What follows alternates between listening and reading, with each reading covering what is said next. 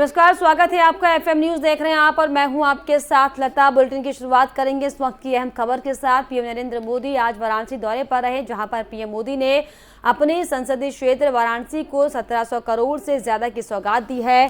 Sigra stadium से उन्होंने 43 परियोजनाओं का लोकार्पण और शिलान्यास किया। इसके पहले अक्षय पात्र रसोई का उद्घाटन और नई शिक्षा नीति पर आयोजित सम्मेलन का भी शुभारंभ किया है, जिसमें लगभग 1 लाख छात्रों के लिए भोजन पकाने की क्षमता मौजूद है। इसके बाद पीएम वाराणसी के रुद्राक्ष सम्मेलन केंद्र पहुंचे। यहां पर उन्होंने शिक्षा मंत्रालय के अखिल भारतीय शिक्षा समागम का उद्घाटन किया। पीएम ने कहा कि अखिल भारतीय शिक्षा समागम का ये आयोजन उस पवित्र धरती पर हो रहा है जहां पर आज़ादी से पहले देश की इतनी महत्वपूर्ण यूनिवर्सिटीज की स्थापना हुई थी। ये समागम आज ऐसे समय में हो रहा है जब देश अपनी आज़ादी का अमृत महोत्सव मना रहा है।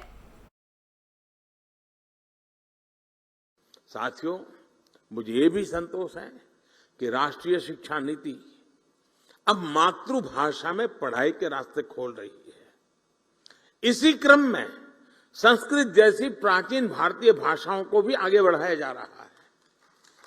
मैं यहां देख रहा हूं कि इस आयोजन में भी संस्कृत से जुड़े लोगों के लिए विशेष व्यवस्था है।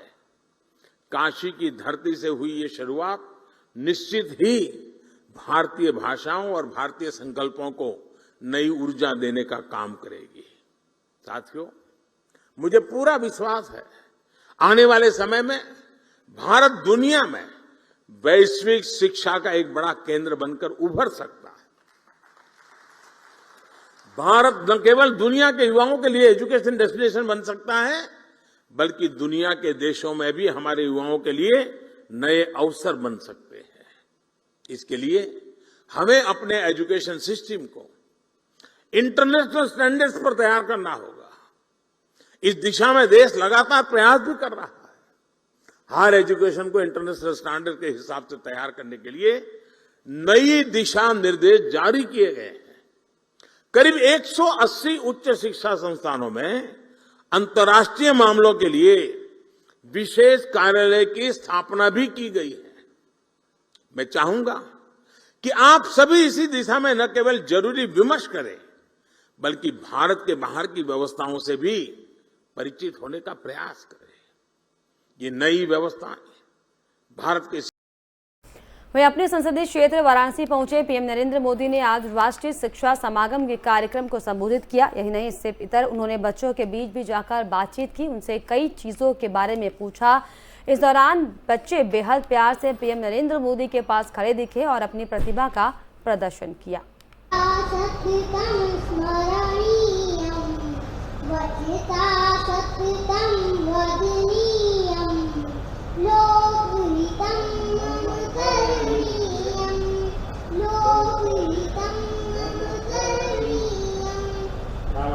आदरणीय प्रधानमंत्री महोदय, भवता समक्षे वाद्यंत्रं वादयामि। विष्णु विलासिनी विष्णुते भगवती हे श्रुतिकंठ कुटुंबिनी भूरि कुटुंबिनी भूरि कृते जय जय हे महिषासुरमर्दिनी रम्यक वर्धिनी शैलसुते। बाबा